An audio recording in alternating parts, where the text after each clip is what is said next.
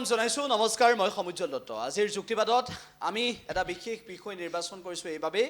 যে ৰাজ্যৰ কেবিনেটত সিদ্ধান্ত হ'ল ৰাজ্য চৰকাৰে কেবিনেটত সিদ্ধান্ত ল'লে গোমাংস নিষিদ্ধ কৰা আৰু তাৰ পাছতে বিভিন্নজনে প্ৰতিক্ৰিয়া ব্যক্ত কৰিছে আমাৰ ষ্টুডিঅ'ত আজি আশৰাফুল হক ডাঙৰীয়া আছে কেউদিয়াভাৱে আশৰাফুল হক ডাঙৰীয়া ষ্টুডিঅ'লৈ আহিছিল আৰু কেইবাটাও এই সন্দৰ্ভত মন্তব্য কৰিছিল বিভিন্ন বিষয় সন্দৰ্ভত অভিযোগ উত্থাপন কৰিছিল আৰু আজিৰ দিনটোত প্ৰথমতে আমি তেখেতক সুধিব বিচাৰিম যে গোমাংস নিষিদ্ধ হোৱাৰ এই সিদ্ধান্তটোক আপুনি কি ক'ব মই প্ৰথমতে সমৰ্থন জনাইছোঁ আৰু অসমৰ সন্মানীয় মুখ্যমন্ত্ৰী মহোদয়ক মই আন্তৰিক ধন্যবাদ জনাইছোঁ আৰু যিটো কেবিনেটৰ জৰিয়তে তেওঁ সিদ্ধান্ত ল'লে এইটোক মই আদৰণি জনাইছোঁ আৰু মই বিচাৰোঁ অসমৰ মুছলমানেও এইটোক আদৰিব লাগে এই সিদ্ধান্তটোক ইয়াৰ আঁৰৰ কাহিনীটো মই কওঁ 2021ত যেতিয়া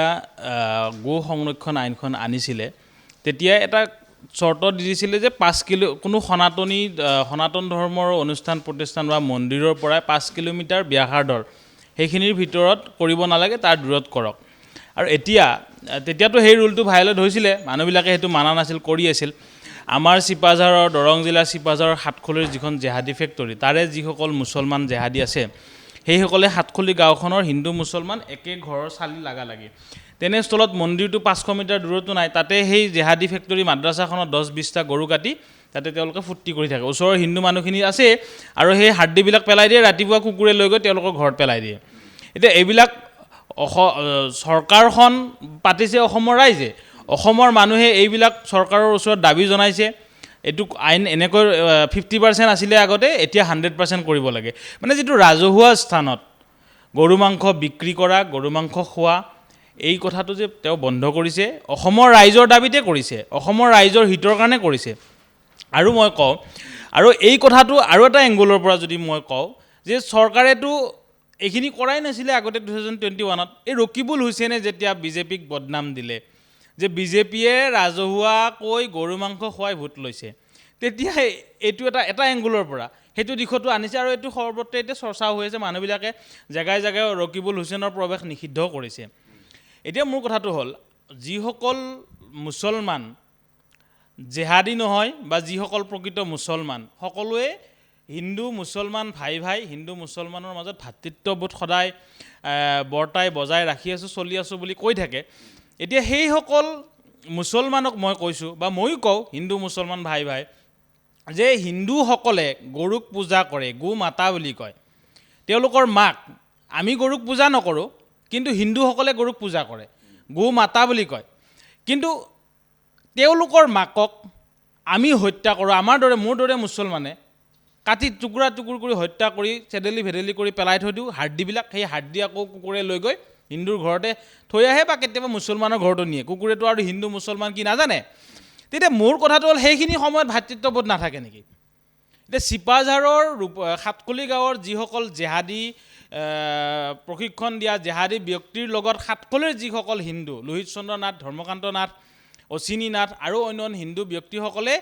সেই মাদ্ৰাছাখনত গৈছিলে জেহাদী ফেক্টৰীত কিন্তু সেই জেহাদী ফেক্টৰীখনৰ থনত মিটিং হোৱাৰ প্ৰাক মুহূৰ্তত গৰু দি ভোজ খাইছিলে গৰু মাংসৰে কিন্তু তাতে গৈ সেইসকল হিন্দুৱে সমৰ্থন কৰিছিলে যে এইখন মাদ্ৰাছা ভাল হয় আমি নিজে চান্দা দি মাদ্ৰাছা বনাইছোঁ সেইসকল জেহাদীক মই ক'ব খোজোঁ যে আপোনালোকে আগমুহূৰ্তত গৰু মাংসৰে ভাত খালে পিছ মুহূৰ্তত ভাতৃত্ববোধ দেখুৱাই হিন্দু মুছলমান একলগ কৰি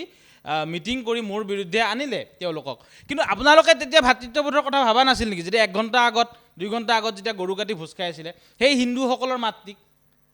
এতিয়া মোৰ কথা হ'ল কোৰাণততো নাই যে গৰু খাব লাগে আৰু মই মৌলানা মুফতি বহুত কেইজনৰ লগত যোৱা ৰাতি কথা পাতিছিলোঁ তেওঁলোকেও কৈছে যে কোৰাণত গৰু মাংস খাব লাগে বুলি লিখা নাই আৰু খাব নালাগে বুলিও লিখা নাই এতিয়া কথাটো হ'ল মানুহে কুৱেশ্যন কৰে যে গৰুৱে গাখীৰ দিয়ে সেই গাখীৰটো হিন্দুসকলে খায় কিন্তু গৰুৰ মাংসটো নাখায় তেতিয়া মোৰ ইয়াৰ সামঞ্জস্য হ'ব আমাৰোতো মা গাখীৰ খাই আমি ডাঙৰ হৈছোঁ সেইবুলি মোৰ মাক মই হত্যা কৰিম নেকি গৰুটো গাখীৰ দিয়ে হিন্দুসকলে গৰুক মাতা বুলি ভাবে হিন্দুসকলৰ মনত কিয় আঘাত দিয়া কিয় কষ্ট দিয়া গৰু মাংসটো নাখালেতো একো নাই বেলেগ এটা পন্থা বাছি লওক বেলেগ খাদ্য বাছি লওক গৰু খোৱা মানে মুছলমান নহয় ইছলাম ধৰ্ম মানে গৰু খাব লাগে বুলি নহয় মৌলানা মুফতিসকলে স্পষ্টীকৰণ কৰিয়ে দিছে যে গৰুৰ সলনি বেলেগ খাদ্য বাছি লওক আপোনালোকে আকৰগোজমূলকভাৱে আমি গৰু খাবই লাগিব এইটো কথা নহয় আৰু মই এইটো কথাই মই আহ্বান জনাম পুনৰবাৰ এইটো ভাল কাম চৰকাৰে ভাল পদক্ষেপ লৈছে গতিকে সকলোৱে সমৰ্থন কৰিব লাগে, ইয়াক লৈ বিতৰ্ক কৰিব নালাগে। আৰু এছাম দালাল আছে 1,40,00,000 মুছলমানৰ 1,01,00,000 কোটি মুছলমানৰ লিডাৰ বুলি কৈ থাকে। তেওঁলোকে ক'ব আমি ৰাজপথত ওলাই আনি মানুহ, কোনো সেই দালালৰ পাল্লাত নাযাব। কাৰোবাৰ পৰা পইচা পাব 2-1 টকা, সেইখিনি লৈ এইবিলাক তিলগিলাই বকি থাকিব, ভিতৰি মিলি থাকিব। গতিকে সেইবিলাক কাৰো কথাত ভুল যাব নালাগে। আপোনালোকে চৰকাৰে যিখন আইন আনিছে এইখনক সমৰ্থন কৰক, সকলোৱে সঁহাৰি মোৰ মতে কিন্তু এতিয়া যিসকলে চাই আছে মুছলমান লোকসকলে কিন্তু আপোনাৰ এই বক্তব্য সমৰ্থন নকৰিব। নহয়, তেওঁলোকে বুজি পাব লাহে লাহে। যেতিয়া প্ৰথম 2021ত আইনখন আনিছিল তেতিয়াও কিন্তু বহু মুছলমানে সমৰ্থন কৰা নাছিল। প্ৰথম অৱস্থাত নাছিল মানে এই দালালবিলাক, যিবিলাক মুছলমানৰ নেতা বুলি কয়, জেহাদী মোল্লাবিলাকে বেলেগ ধৰণে মানুহখিনিক বুজায় আৰু তেতিয়া তেওঁলোকে সেই ধৰণে বুজি পেলাই চলি থাকে। পিছত গৈ লাহে লাহে মানুহখিনি মানিলে। কিন্তু কিছুমান এনেকুৱা কট্টৰপন্থী জেহাদী আছে, যেনে চিপাঝাৰৰ সাতখলিৰ সেই জেহাদী ফেক্টৰীখনৰ লগত জড়িত জেহাদী মোল্লা ৰুহুল আমিন। মই দিছপুৰ প্ৰেছ ক্লাবতো প্ৰেছ মিট দিছিলোঁ সত্যৰঞ্জন বৰা ডাঙৰীয়াৰ লগত। তেতিয়াই কৈছিলোঁ যে গো মাংস মাফিয়া ভিট্টুৰ আলী, তেওঁ ডেইলি গৰু কাটে। সেই জেহাদী ফেক্টৰীৰ মালিক জেহাদী মোল্লা বাবৰ আলী, সেই জেহাদী ফেক্টৰীখনৰ মালিক জেহাদী মোল্লা ৰুহুল আমিন, এওঁলোকে দৈনিক গৰু কাটে। আৰু সেই গৰু কাটা জাগাডোখৰৰ পৰা মন্দিৰটোলৈকে 500 মিটাৰো নহয়, মইতো 200 মিটাৰ বুলি ক'ম। তেতিয়াই মই অভিযোগ আনিছিলোঁ যে এইবিলাক বন্ধ কৰিব লাগে। এওঁলোকে 2021ৰ আইনখন ভাইলেট কৰিছে। এতিয়া অসমৰ সন্মানীয় মুখ্যমন্ত্ৰী মহোদয়ে অসমৰ ৰাইজৰ দাবীত বা ৰকিবুল হুছেইনেও যিহেতুকে বিচাৰিছে ৰাজহুৱা স্থানত গৰু মাংস খুৱাব নালাগে, তেনেস্থলত তেওঁ এই আইনখন সংযোজন কৰিলে 2021ৰ লগত। মই আন্তৰিক ধন্যবাদ জনাইছোঁ, আদৰণি জনাইছোঁ। আৰু এই মুছলমানসকলেও বুজি পাব, লাহে লাহে সমৰ্থন জনাব। আৰু যদি তেনেকুৱা ৰাজহুৱা স্থান বুলি ক'লে ধৰ্মীয় সভা, জলচা মাৰে, জলচাবিলাকত বেছিকৈ গৰু কাটে, এই জেহাদী ফেক্টৰীবিলাকত। আজি কিছুদিন আগত ৰঙিয়াত এখন জলচাত আমাৰ বিজেপিৰ সভাপতি ভৱেশ কলিতা ডাঙৰীয়া গৈছিল, মই নিজে দেখিছিলোঁ।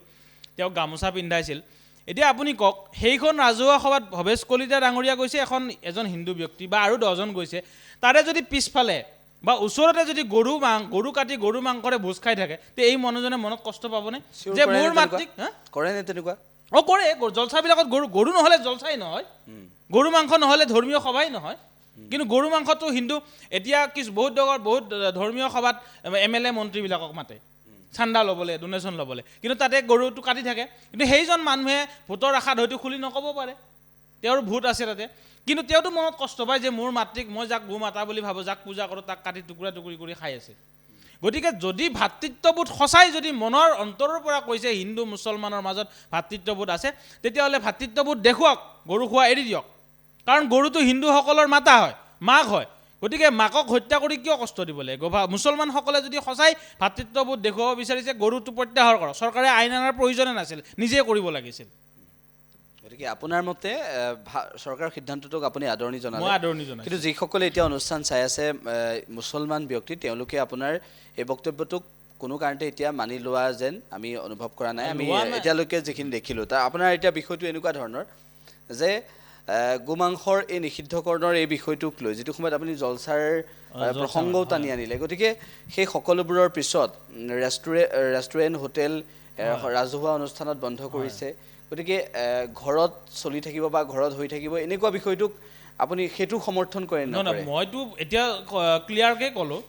যদি সঁচাই অন্তৰত ভাতৃত্ববোধ আছে, ভাতৃত্ববোধৰ কথা কৈ থাকে, এৰি দিয়ক গৰু মাংস খোৱাটো। কাৰণ আপুনি হিন্দু সম্প্ৰদায়ৰ সনাতন ধৰ্মৰ ব্যক্তি, আপুনি গৰুক পূজা কৰে, মই গৰুটো কাটি টুকুৰা কৰি খাই থাকোঁ, তে আপোনাৰ মনত অলপ কষ্ট পায়। কোনোবাটো আপুনি হয়তো মোক ক'ব পৰা নাই, কিন্তু মনত ভাবি থাকিব যে এওঁ মোৰ মাতৃকে হত্যা কৰিছে। মোৰ নিজৰ জন্মদাত্ৰী মাতৃক যদি কোনোবাই হত্যা কৰে, মই সহ্য কৰিম নি? মইতো কেতিয়াও নকৰোঁ। এজন মুছলমানে সহ্য কৰিব নি? কেতিয়াও নকৰে। ঠিক গৰুটোক পূজা কৰে, এইখন দেশতে বাস কৰি আছোঁ, এইখন দেশৰে আমাৰে মানুহ, আমি আকৌ ভাই ভনী বুলি কওঁ, ভাতৃত্ববোধ, তেনেস্থলত কিয় গৰুটো অত্যাচাৰ কৰি কাটি টুকুৰা কৰি খাব লাগে? সেইটোতো কোনো প্ৰয়োজন নাই। এতিয়া ৰাজহুৱা স্থানত বন্ধ কৰিছে কিয়? ৰাজহুৱা স্থানত মই ক'লোঁ নহয়, এজন হিন্দু ব্যক্তিক মাতিছে, ভৱেশ কলিতা ডাঙৰ, তেওঁ বিজেপিৰ সভাপতি নহয়, হিন্দু ব্যক্তি। তেওঁক মাতি নি পিছফালে যেনিবা গৰু কাটি খাই আছেনে নাই মই নাজানো জলচাখনত, ৰঙিয়াৰখনত, কিন্তু জলচাবিলাকত কাটে। ধৰ্মীয় সভাবিলাকত গৰু নহ'লে ভোজে নহয়, গৰুৰ চিন্নি বনায়, 50টা 100টা গৰু কাটে। আপুনি আচৰিত হ'ব, 50টা 100টা গৰু কাটে। গৰু কিমান দামী গৰু দিব? মৌলানা জেহাদী মোল্লাবিলাকে কয় গৰু দিয়ক, গৰু দিলে আপুনি জন্নাত পাব। মানুহবিলাকে দি দিয়ে। সেই গৰু কাটি ভোজ খায় তে হিন্দু মানুহজনে কষ্ট নাপাব নেকি মনত নিশ্চয় পাব গতিকে সেইটো এংগুলৰ পৰা যদি সঁচাই অন্তৰত ভাতৃত্ববোধ আছে তেতিয়াহ'লে ৰাজহুৱা অস্থানত পৰিহাৰ কৰাটো চৰকাৰে আইন আনিছে যেতিয়া এইটো মানিবলৈতো বাধ্য কিন্তু ঘৰৰ ভিতৰতো চুৰ কৰি নাখাওঁ বুলি নিজৰ মনটোক কণ্ট্ৰল কৰকচোন আপোনালোকে যে আমি ভাতৃত্ববোধ সঁচাই জীয়াই ৰাখিম আমাৰ মাজত ঠিক আছে এই গোমাংসৰ বিষয়টোক লৈ আমি যিখিনি কথা পাতিলোঁ তাৰ মাজতে আৰু কেতবোৰ বিষয় আহি পৰিছে যে ৱাহাবী আৰু সুন্নী মুছলমানসকলৰ মানে গোমাংসৰ বিষয়টো যিটো সময়ত বিতৰ্ক আছে এই বিষয়টো চৰ্চাত আছে যে ৱাহাবী আৰু সুন্নীসকলৰ মাজত যিটো বিভেদ সেই ৱাহাবী আৰু সুন্নীসকলৰ মাজৰ বিভেদৰ বাবে মছজিদত নামাজ পঢ়াৰ ক্ষেত্ৰতো যিখিনি শেহতীয়াভাৱে এনেকুৱা ধৰণৰ কিছুমান অভিযোগ বিস্ফোৰক অভিযোগ সন্মুখলৈ আহিছে যিবোৰ অভিযোগ সঁচানে মিছা সেই প্ৰশ্নটোৰ উত্তৰ মই আপোনাৰ পৰা জানিব বিচাৰিম মই প্ৰথমতে কোৱা মইতো ইয়াত কিন্তু ষ্টুডিঅ'ত পূৰ্বতে আহিছিলে মৌলানাই তেনেকুৱা এই খণ্ডৰ মই সেইটো ক'ব আজিৰ পৰা ৩-৪ মাহ আগত সত্যৰঞ্জন বৰা ডাঙৰীয়াৰ লগত যেতিয়া মই সংবাদমেল পাতিছিলোঁ তেতিয়া মই এইবিলাক অভিযোগ আনিছিলোঁ ৱাহাবী মুছলমানে সুন্নী মুছলমানক মছজিদত নামাজ পঢ়িব নিদিয়ে শেহতীয়াকৈ আপোনাৰ ষ্টুডিঅ'ত এজন মৌলানা ছানোৱাৰ হুছেইনেও আহি কৈ গৈছে যে ৱাহাবী মছজিদত সুন্নী মুছলমানক নমাজ পঢ়িব নিদিয়ে আৰু নমাজ পঢ়িলেও পিছত মছজিদটো পানীৰে ধুই দিয়ে আপোনাৰ ষ্টুডিঅ'ত আপোনাৰ সন্মুখত কৈ গৈছে এজন তেওঁ মৌলানা কিন্তু এতিয়া আপুনি চাওক কেনেকুৱা ঘৃণনীয় কাৰবাৰ কেনেকুৱা নিকৃষ্ট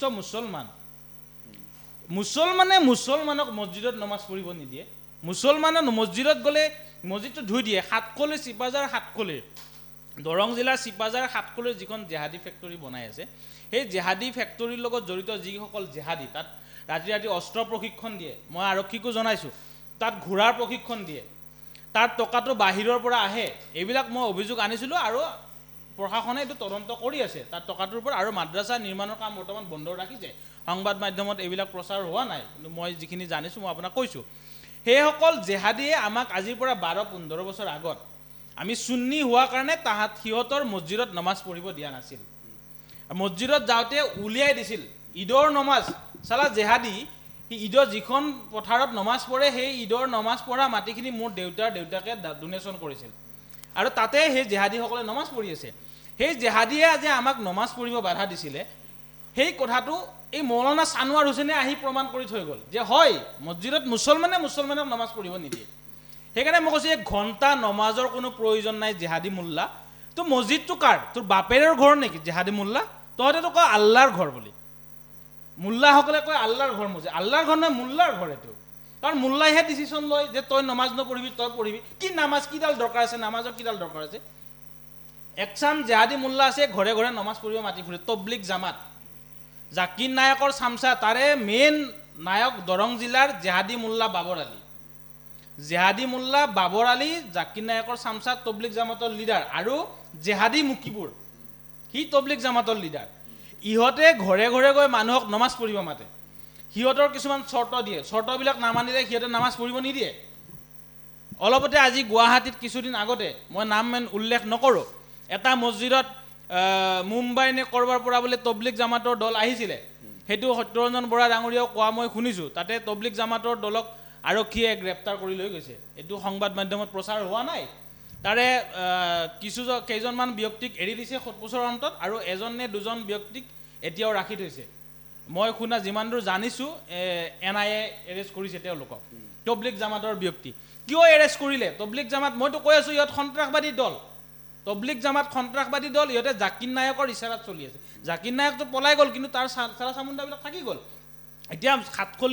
চিপাজাৰ সাতখলিৰ জেহাদী মোল্লা বাবৰ আলী সি তবলিগ জামাতৰ লিডাৰ সি মানুহক ব্ৰেইন ৱাছ কৰে মেণ্টেলি জেহাদ কেনেকৈ জেহাদ কৰিবলৈ সেইবিলাক তাৰ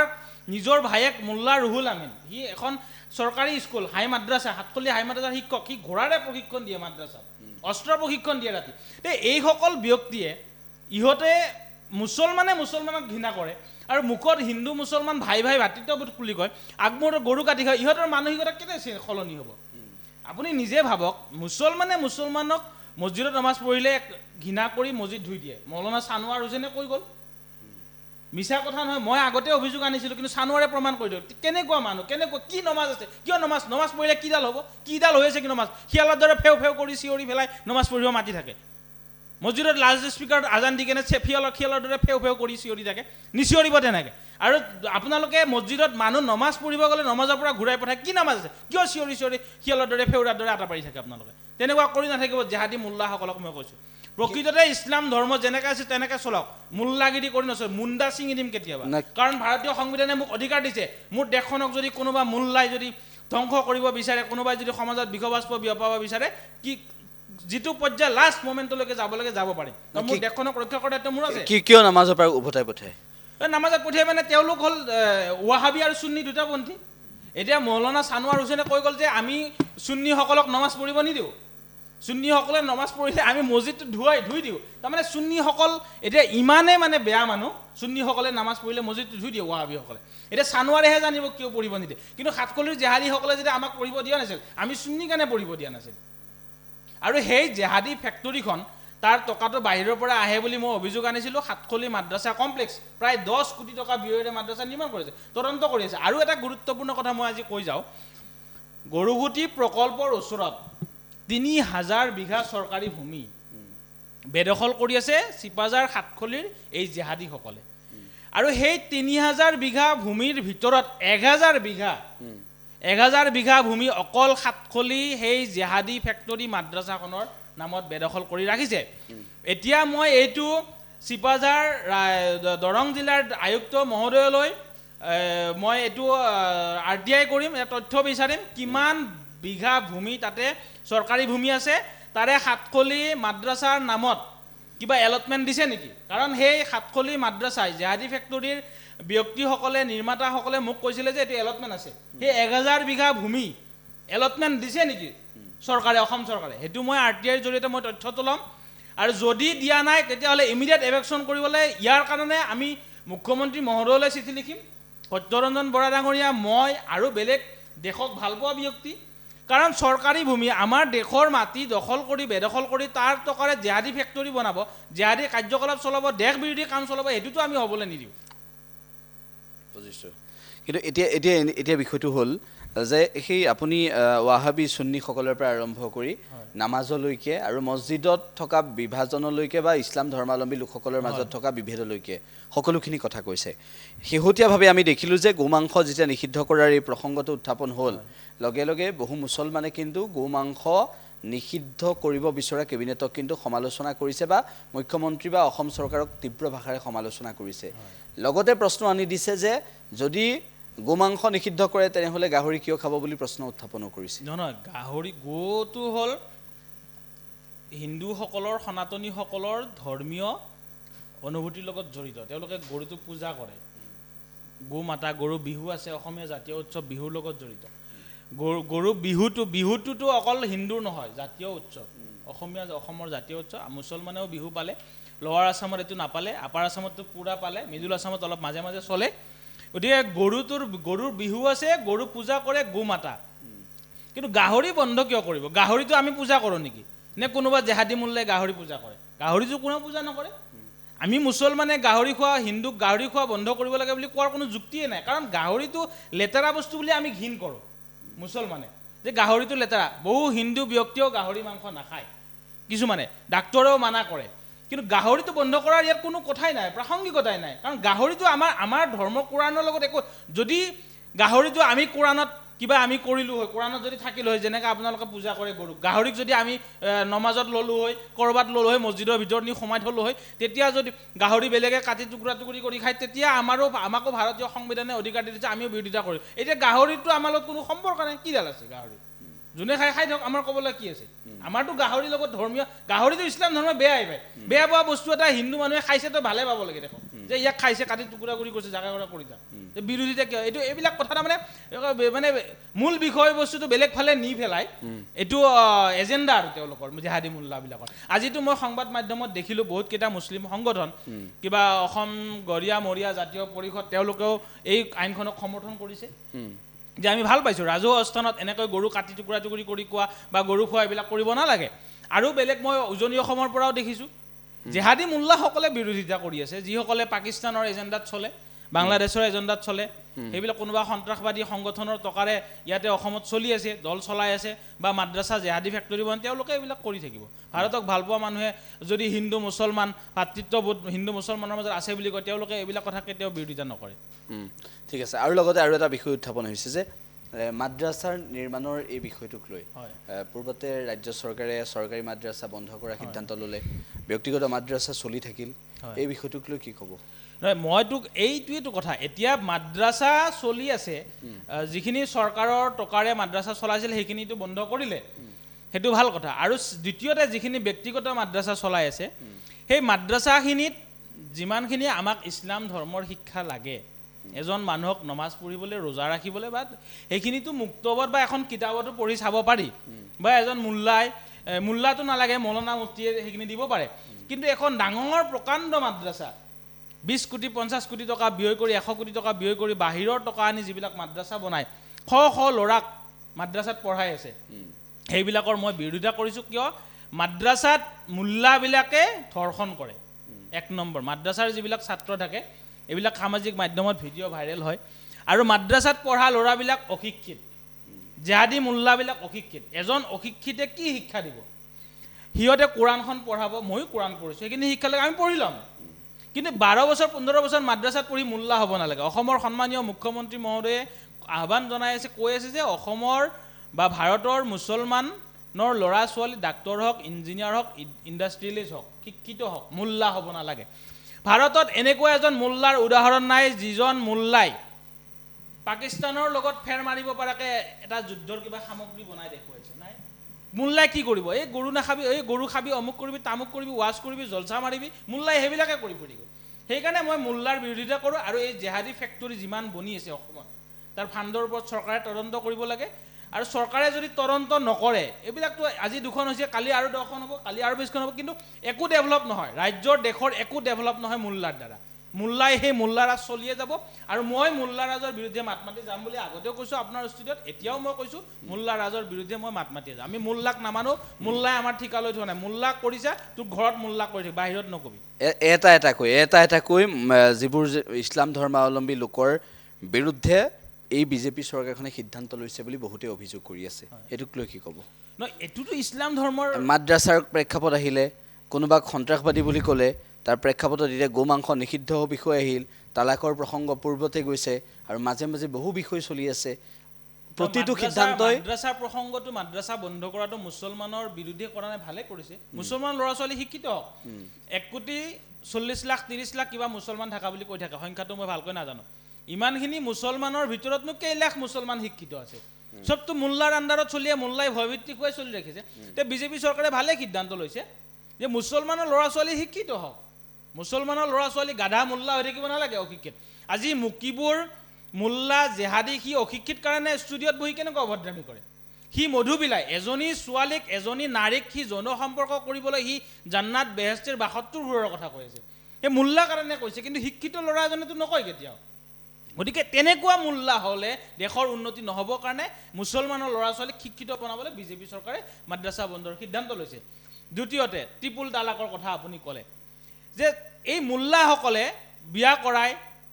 পচ্ছক আমাৰ দেশত নাৰীৰো সমান অধিকাৰ আমাৰ দেশত নাৰী ৰাষ্ট্ৰপতি আছে চন্দ্ৰলৈ গৈছে কিন্তু মোল্লাসকলে নাৰীক বুৰুখাৰ তলত ঘৰৰ ভিতৰত ৰাখিব বিচাৰে তাৰ মোল্লাৰ কথা নামানিলে তাক তালাক দিব লাগে আৰু সেই মহিলাগৰাকীক যেতিয়া তালাক দিয়ে কি হয় ইফালে গাঁৱত মান সন্মানৰ খাতিৰত ঘৰৰ মাক দেউতাকেও নাৰাখে যেতিয়া বেলেগ ফালে গুচি যাব লগা হয় বা যিয়ে নহওক ৰাস্তাত আহিব লগা হয় বা কেতিয়াবা আকৌ বিয়া কৰাব লগা হ'লে হালালা কৰি বেলেগ এজন মোল্লাৰ লগত আকৌ 2-3 দিন যৌন সম্পৰ্ক কৰাই মেলি আনি আকৌ পূৰ্বৰ স্বামীৰ লগত নিকাহ কৰাব লাগে এইবিলাক মানে কি এজনী নাৰীক ঘূৰাই ফুৰিছে এইটো ট্ৰিপুল তালাক বন্ধ কৰিছে নাৰীৰ মহিলাৰ কাৰণে ভাল হৈছে মুছলমানৰ এতিয়াতো তালাক দিব নোৱাৰে আগত এজনী নাৰী কিমান ভয় শংকাত থাকে মই একো ক'ব নোৱাৰোঁ মই স্বাধীনভাৱে মই খাব নোৱাৰোঁ যাব নোৱাৰোঁ ঘূৰিব নোৱাৰোঁ মোক তালাক দিব এতিয়া সেইটো নাই আৰু 3 নম্বৰ কুৱেশ্যন আপুনি ক'লে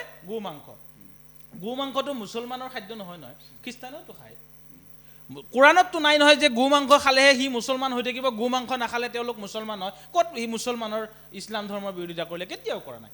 গো মাংসটো খ্ৰীষ্টানেও খায় বেলেগ ব্যক্তিও খায় বেলেগ ধৰ্মৰ ব্যক্তিও খায় এইটো কেতিয়াও মুছলমানৰ বিৰোধিতা হ'ব নোৱাৰে ৰাজহুৱা স্থানত আপুনি নাগালেণ্ড মণিপুৰ গ'লেতো গো মাংস পাবই যে তাতে কি কয় নাগালেণ্ড মণিপুৰৰ মানুহ আহিওতো অসমত গোমাংস নাপাব এতিয়া সেই বুলি এতিয়া তেওঁ ইছলাম ধৰ্মৰ ব্যক্তি আছিলে নেকি এতিয়া মোৰ মতে বিজেপিয়ে মুছলমানৰ শত্ৰু বুলি যিটো কথা মানুহে কয় এইটো মিছা কথা আৰু তাৰে জ্বলন্ত প্ৰমাণ চামুগুৰিত মুছলমানে দেখুৱাই দিলে ডিপ্লু ৰঞ্জন শৰ্মাক জিকাই পেলাই যে বিজেপিয়ে মুছলমানৰ বিৰুদ্ধে কাম কৰা নাই কৰা হ'লেতো ভোট নিদিলে হয় যি ৰকিবুলক 10 লাখ ভোটত ধুবুৰীত জিকাইছে মুছলমানে সেই মুছলমানে আকৌ ৰকিবুলৰ পুতেকক হৰুৱাই দিছে বিজেপি যে মুছলমানৰ শত্ৰু নহয় ইছলাম ধৰ্মৰ বিৰুদ্ধে কাম নকৰে মুছলমানৰ বিৰুদ্ধে কাম নকৰে যে মুছলমানে এখন প্ৰমাণ দিছে সাধাৰণ জনতাইটো প্ৰমাণ দিছে দালাল কেইটাইহে বকি থাকে ঠিক আছে মই গোটেই কথাখিনি বুজিছোঁ যে গোমাংসৰ বিষয়টোৰ পৰা আৰম্ভ কৰি সকলোখিনি আপুনি পৰিস্ফুট কৰিছে আৰু লগতে এটা কথা কৈছে যে বিৰোধিতা কৰাৰ কোনো যুক্তিযুক্ততা নাই কিন্তু মানে বেছি সংখ্যকে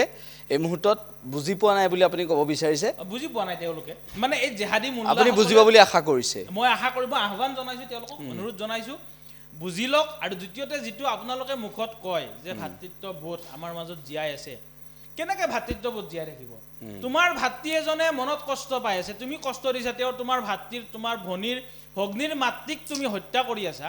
আৰু তুমি কোনটো এংগলৰ পৰা ভাতৃত্ববোধৰ কথা কয় সঁচা অৰ্থত ভাতৃত্ববোধ দেখুৱাবলৈ হ'লে যিহেতু হিন্দুসকলে আহ্বান জনাই আহিছে যে আমাৰ গৌ মাতাক আমাৰ মাতৃক তোমালোকে হত্যা নকৰিবা অত্যাচাৰ নকৰিবা এতিয়া চৰকাৰেও আইন আনিলে গতিকে এইটো মানিবলৈ কি অসুবিধা আছে মানিব লাগে সকলোৱে মানিব লাগে মই এইটো অনুৰোধ জনাইছোঁ আপোনালোক সকলোৱে মানক এই আইনখন সমৰ্থন কৰক প্লাছ হিন্দুসকলৰ হিন্দু ব্যক্তিসকলৰ যি তেওঁলোকৰ লগত আমাৰ ভাই ভনীৰ সম্পৰ্ক আছে বুলি যিহেতুকে কওঁ তাৰ এটা নিদৰ্শন দেখুৱাওক ঠিক আছে মই আৰু এটা বিষয় আপোনালৈ যে মছজিদৰ কথাটো আনিছোঁ যে আল্লাহৰ ঘৰ বুলি কোৱা হয় কিন্তু সেই আল্লাহৰ ঘৰত যেতিয়া বিভাজন আহে সেইটোত আপুনি কি কয় আল্লাহৰ ঘৰে নহয় সেইটো মুল্লাৰ ঘৰ মুল্লাই মালিক কাৰণ মুল্লা মালিক কাৰণে নমাজ পঢ়িব যাব নিদিয়ে যদি আল্লাহৰ ঘৰ হ'লেতেন আল্লাহক ভয় কৰি সেই মুল্লাসকলে আপুনি তেনেকুৱা অভিজ্ঞতাৰ সন্মুখীন হৈছে মই নিজে 12-15 বছৰ আমাক সিহঁতে নমাজ পঢ়িব নিছিল জেহাদী মুল্লা বাবৰ আলী সি জেহাদী মুল্লা মই মাজতেও মই কিবা এটা জেগাত মই লিখি দিছোঁ ইয়াক মই পূৰা অনুকৰণ কৰি আছোঁ সেই জেহাদী মুল্লাই কেনেকুৱা কাৰ্যকলাপ চলাই আছে মই ল'ৰা লগাই দিছোঁ জেহাদী মুকিবুৰৰ পিছত লগাইছোঁ আৰু জেহাদী মুল্লা বাবৰৰ পিছত যে দেশ বিৰোধী কি কাম চলাই আছে ইভিডেন্স লাগে মোক কাৰণ মোক কি অধিকাৰ দিছে আৰ্টিকল 51A ভাৰতীয় সংবিধানৰ গতিকে মই জেহাদী মুল্লা বাবৰ নহয় আৰু কোনোবা মুল্লাই যদি এতিয়া আল্লাহৰ ঘৰটোক সিহঁতে আল্লাহৰ ঘৰ বুলি কৈ মছজিদ বনাইছে মানুহৰ ঘৰত গৈ চান্দা খুজি আনে আল্লাহৰ ঘৰ বনাইছোঁ টকা 10,000 দিয়ক 5,000 দিয়ক আনি কেনে মালিক হয় মুল্লাজন এই তই অমুক মুছলমান চুন্নি তই নমাজ নপঢ়িবি তই অমুক তই নাহিবি মছজিদত তই পিছৰ কাটাৰত নমাজ পঢ়িবি তই বাৰাণ্ডাত নমাজ পঢ়িবি তেনেকুৱা নমাজৰ কিডাল দাম আছে কি নমাজ পঢ়ি কি আছে কি নমাজ পঢ়ি কেনে নমাজ পঢ়ি কি পাইছে জেহাদী মুল্লাই খালি মই কৈছোঁ না খিয়ালৰ দৰে চিঞৰি নাথাকিবি নমাজ পঢ়িবলৈ বুলি পেলাই কাণ ফালি দিম বুলি কৈছোঁ জেহাদী মুল্লা নমাজ পঢ়িবলৈ চিঞৰি নাথাকিবি এগৰাকী মুছলমান যুৱক হিচাপে ইমান ক্ষোভিত হোৱাৰ কাৰণটো নহয় এই জেহাদী মুল্লাৰ অত্যাচাৰ আপুনি যেতিয়া ভিতৰত সোমাব মুছলমান সমাজখনৰ ভিতৰত আপোনাৰো ঘৃণা আহিব এই জেহাদী মুল্লাসকলে যে মোৰ নমাজৰ প্ৰতি মোৰ বহুত খং আছে মই নমাজ নপঢ়োঁ কেতিয়াবা পঢ়োঁ বছৰত দুবাৰ এবাৰ পঢ়োঁ কাৰণ নমাজৰ মালিকটো মুল্লাই ন মছজিদৰ মালিক মুল্লা মছজিদটো আল্লাহৰ ঘৰ নহয় মুল্লাৰ ঘৰ মুল্লাই যেতিয়া আপোনাক নমাজ পঢ়িব বাধা দিব এইটো মছজিদত নমাজ নপঢ়িবি তে মালিক মুল্লা হ'ল এইটো আল্লাহ তাল্লাহ কোনো নাই যদি আল্লাহ থাকিল হয় তে আল্লাহ মুল্লাৰ ওপৰত বিচাৰ কৰিলে আল্লাহ নাই চব মালিক মুল্লাই মালিক নমাজৰ মালিক মুল্লা কোৰাণৰ মালিক মুল্লা মুল্লাৰ মতে কোৰাণ চলাব মুল্লাৰ মতে নমাজ চলাব মুল্লাৰ মতে মছজিদ চলাব চান্দা তুলিব নাযাবি মোৰ ঘৰত মুল্লাক কৈ দিছোঁ লেংটা কৰালে পিটিম আৰু মুল্লা নমাজ পঢ়িবলৈ মাতিব নাযাবি মোক তহঁতৰ নমাজ তহঁতৰ মুল্লাক তহঁতৰ চব ফাঁচ কৰিম লাহে লাহে মই এনেই বহি নাথাকা না মৃত্যুৰ আগদিনালৈকে মুল্লাৰ পিছত মই লাগিম কাৰণ তহঁতে যিবিলাক বদমাচি কৰি আছা সাধাৰণ মানুহক বিপথে পৰিচালিত কৰিছা এইটো ধ্বংস কৰিম মই নহ'ব তহঁতৰ মুল্লাৰাজ বন্ধ হ'ব লাগিব জেহাদী মুল্লা বাবৰ আলী জেহাদী মুল্লা ৰুহুল জেহাদী মুল্লা অসমত যিমান জেহাদী মুল্লা আছে মৌলানা মুফতিৰ কথা কোৱা নাই চবকে মই সকীয়াই দিছোঁ তহঁতে নমাজ পঢ়িবলৈ মাতিব নাযাবি মানুহক কাৰণ মছজিদ তহঁতৰ মালিক মছজিদৰ মালিক তহঁত আল্লাহ নহয় আল্লাহৰ ঘৰ বুলি কয় তহঁত মালিক হৈছা তহঁত কোন গতিকে তহঁতৰ দেশ বিৰোধী মই কৈছোঁ নহয় তহঁতৰ ওপৰত কেছ কৰিম কোৰ্টত নিম তক নিম তোৰ কোৰাণ নিম তোৰ হাদিছ নিম যি আছে চব কোৰ্টত চোচৰাম মই একদম মুখৰ কথা মিছা নহয় সঁচা কাম কৰি দেখুৱাম মই কৈছোঁ যি কৰিছোঁ কি মোৰ সাতখলিৰ মানুহক সুধি চাব মই কওঁ যি কৰোহি মই কৈছোঁ নহয় 10,000 মুল্লা আহিলেও 10,000 মুল্লাৰ এগেইনষ্টত কেছ কৰিম আৰু কোৰাণখনক খাঙুৰিম কোৰাণ আৰু হাদিছ লৈ তহঁত যাব লাগিব খিয়ালৰ দৰে ফেও কৰি চিঞৰি লাউড স্পীকাৰত আজান দি মানুহ নমাজ পঢ়িলে মাতি নাথাকিবি এগৰাকী মুছলমান যুৱক হিচাপে ইমান খং ক্ষোভ আৰু তাৰ সমান্তৰালভাৱে আপুনি যিখিনি বিষয় উত্থাপন কৰিলে সেই বিষয়খিনিক লৈ নিশ্চিতভাৱে আপুনি প্ৰত্যাহ্বান জনোৱাসকলে প্ৰত্যুত্তৰ দিব পাৰে এনেধৰণৰ কথা আমি উল্লেখ কৰিছোঁ আৰু গোমাংসক লৈ বা যিখিনি কথা ক'লে মাদ্ৰাছাক লৈ আপুনি যিখিনি বক্তব্য দাঙি ধৰিলে সেই বক্তব্যখিনিৰ প্ৰত্যুত্তৰো নিশ্চিতভাৱে আহিব এই বিষয়টো চৰ্চিত গতিকে আশৰাফুল হকক আমি ধন্যবাদ জ্ঞাপন কৰিছোঁ এইখিনি কথা কোৱাৰ বাবে আৰু খুব স্পষ্টভাৱত আপুনি বহুখিনি কথা ক'লে প্ৰত্যাহ্বান জনালে এক প্ৰকাৰ মুছলমান সমাজৰ গ্ৰহণ কৰক মোল্লা মুছলমান সমাজৰ ভিতৰলৈ সোমালে ঘৃণা উপজিব বুলিও আপুনি বক্তব্য ৰাখিছে 100% ঘৃণা উপজিব মই ক'লোঁ নহয় আপোনালোকে সমাজখন ভাল কৰিবলৈ অকণমান আপোনালোকৰ দায়িত্ব আছে দেশখনৰ প্ৰতি আপোনালোকে সোমাই আচলটো জানক আচলতে মছজিদবিলাকত কি কৰে মোল্লাসকলে কি কৰে মছজিদৰ ভিতৰতো মোল্লাসকলে বহুত কথা আছে এইবিলাক মই পৰৱৰ্তী সময়ত ক'ম কি কৰে মোল্লাই ক'লোঁ নহয় আপোনাৰ ঘৃণা উপজিব ঠিক আছে এই প্ৰত্যাহ্বানখিনি কোনোবাই যদি গ্ৰহণ কৰে তেনেহ'লে এই ষ্টুডিঅ'লৈ আহিব পাৰিব আৰু আশৰাফুল হকৰ সৈতে এই সন্দৰ্ভত যুক্তিতৰ্কত লিপ্ত হ'ব পাৰিব বা যুক্তিতৰ্কত নামিব পাৰিব তেওঁক প্ৰত্যাহ্বান জনাব পাৰিব তেওঁ প্ৰত্যাহ্বান গ্ৰহণ কৰিবলৈ সাজু আছোঁ বুলি কৈছে আৰু যদি মোল্লা প্ৰত্যাহ্বান গ্ৰহণ নকৰে যদি মোল্লা ওলাই নাহে আপোনালোকক উলিয়াই আনিবলৈকে আমি আৰু বহুত কৌশল ৰচনা কৰিম মই কৰিম মোৰ লগত আৰু মানুহ আছে কাৰণ আপোনালোক এতিয়া গাঁতত লুকাই থাকিলে নহ'ব আপোনালোকৰ কৰ্মৰ ফল আপোনালোকে ভুগিব লাগিব আপোনালোকে যেনেকৈ ব্যৱহাৰ কৰিছে সাধাৰণ মুছলমানক মোল্লাই কোৰাণখন নিজৰ বুলি চলায় মছজিদটো নিজৰ বুলি চলায় জিহাদী ফেক্টৰী নিজৰ বুলি চলায় এই মোল্লাৰাজ এতিয়া ধ্বংস হোৱাৰ সময় আহি পৰিছে প্ৰতিখন মোল্লাৰ জিহাদী ফেক্টৰীত মই RTI কৰি তথ্য ল'ম টকা ক'ৰ পৰা আহে যিমান জিহাদী ফেক্টৰী হৈছে মছজিদ ক'ৰ পৰা টকা আহে চান্দা দিছে কোন ব্যক্তিয়ে চান্দা দিছে উল্লেখ থাকিব লাগিব বেনামী ব্যক্তিয়ে 10 লাখ টকা চান্দা দিছে বুলি ক'লে নহ'ব মছজিদৰ সভাপতি সম্পাদকে কিন্তু ইনকাম টেক্সৰ মই চিঠি লিখিম মুখ্যমন্ত্ৰীলৈ 10 লাখ টকা কোনে বেনামী নাম নোহোৱাকৈ চান্দা দি থৈ যায় তাতে চব বাহিৰৰ টকা আহে এইবিলাক সন্ত্ৰাসবাদীৰ টকা আহে মই ক'লোঁ নহয় জিহাদী মোল্লাসকলক মই এৰাত নাই ঠিক আছে ধন্যবাদ জ্ঞাপন কৰিছোঁ অনুষ্ঠানত অংশগ্ৰহণ কৰাৰ বাবে আৰু প্ৰত্যাহ্বান গ্ৰহণ কৰিবলৈ সাজু আছে প্ৰত্যাহ্বান জনাইছে আশৰাফুল হক ডাঙৰীয়াই গতিকে প্ৰত্যাহ্বান গ্ৰহণ কৰি যদি কোনোবা আহে আহিব পাৰিব আমি অনুষ্ঠান সামৰিছোঁ ইয়াৰ লগে লগে যুক্তিবাদৰ পৰা বিদায় লৈছোঁ ধন্যবাদ